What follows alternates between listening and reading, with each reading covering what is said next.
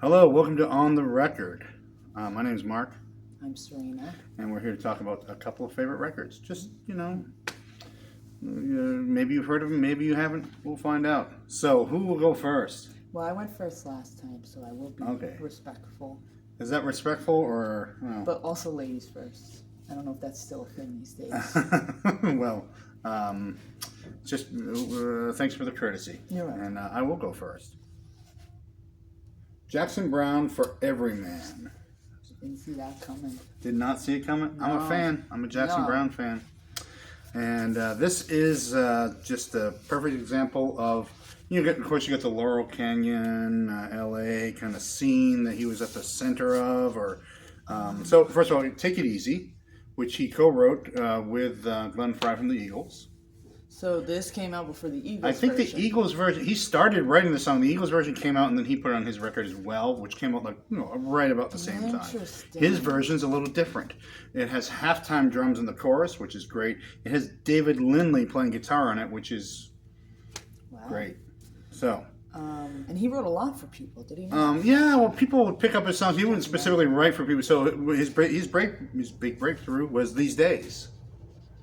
Are we talking like Nico? Nico did These Days. That's right. Okay. And then he, as a 16-year-old, went into the studio with Andy Warhol. Yep. And exactly, yeah. So, and she was the first one to do These Days. Tom Rush, who's our local rock star, actually had a hit with it as well.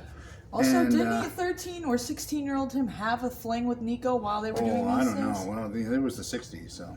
I think so. So, also, Redneck Friend. Yeah, it's a dirty joke, but it's a great rockin' song. Everybody has a redneck Jim Keltner, friend. yeah. Jim Keltner on the drums. Just for Everyman, this thing's packed with great songs. Okay. So, you can find it in bargain bins. You can, it's something you can still get for not that much money. So, get it while you can, because I think people are digging Jackson Browne. Jackson Browne's seeing his day again. Look, I love Jackson Browne. This was never on my radar though. This is one of the best, one of the top 4. Okay. I don't know. I even like 80s Jackson Browne, like Lawyers in Love and stuff like that. I don't mind any of his errors. Yeah.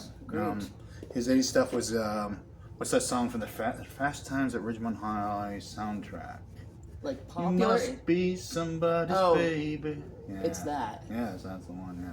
She's gotta be somebody's. Yeah, somebody's baby. Yeah, not worst. And Dr. My Eyes. Dr. My Eyes. That's from Saturate Before Using. That was also his very early record. It's probably his first solo record. So. I thought that was later. Anyways, back to you. What did you bring? And so this is a cold reveal. I don't know what's going to happen here. I've hidden these. Yes. So. Oh, Captain Fantastic and the Brown Dirt. Yes, okay, I've told you this. I've found out not all classic rock lovers are big on Elton, or they just haven't, delved yet. Huh, that's funny. And this is a 10 out of 10 album. Yeah. Captain Fantastic and the Brown Dirt Cowboys. Let's see, is this again? Gatefold, Gatefold in there. Bernie Taupin and him. Elton and Bernie, the songwriting pair. Bernie, Elton. I was pointing when I. Okay. Yes, and they were brought together by fate. I forgot what record company they were just put them in the room together. Yeah, right. Yeah. Yeah, no, they were both applying to. They were looking for lyricists for a record company, and Elton applied and Bernie applied, didn't know each other. Elton was like, I can't actually write lyrics, but I can write music. And they were like, oh, this dude Bernie just dropped off like 50 poems. So they sent him Bernie's poems, and they were together songwriting partners for... Well, let's say ever since. They've split for a year, and then they learned that they were best together. Every song on this is a bop. I feel like sometimes, not as the most popular one, but I love a concept story album. This is his golden age, too. Yes. I love it. Very nostalgic album. My mom was always cleaning to this album. Yeah. Let's have a look on the inside here, too. You looking at songs? Yeah. Like, so good. Yeah. The song Captain Fantastic's so good. Town of Babel.